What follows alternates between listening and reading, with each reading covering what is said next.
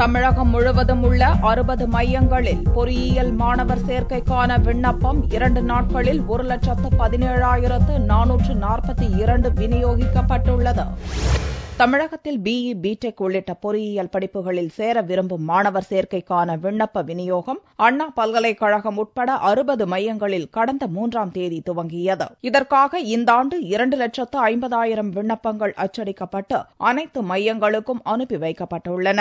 விண்ணப்ப விநியோகம் தொடங்கிய முதல் நாளான கடந்த 3ஆம் தேதி மட்டும் தமிழகம் முழுவதும் மாணவ மாணவியர் போட்டி போட்டு விண்ணப்பங்களை ஆர்வத்துடன் வாங்கி சென்றனர். முதல் நாளில் மட்டும் தமிழகம் முழுவதும் 67,935 விண்ணப்பங்கள் விநியோகிக்கப்பட்டன. சென்னையில் மட்டும் 13,000 விண்ணப்பங்கள் விற்பனையாயின. விடுமுறை தினமான ஞாயிற்றுக்கிழமை விண்ணப்பங்கள் விநியோகிக்கப்படவில்லை. இந்நிலையில் திங்களன்று மீண்டும் விண்ணப்ப விநியோகம் நடந்தது. ஒரு நாள் மட்டும் 47,517 விண்ணப்பங்கள் விற்பனையாயின. ஆக மொத்தம் 2 நாட்களில் மட்டும் 1,17,442 விண்ணப்பங்கள் விற்பனை செய்யப்பட்டுள்ளன.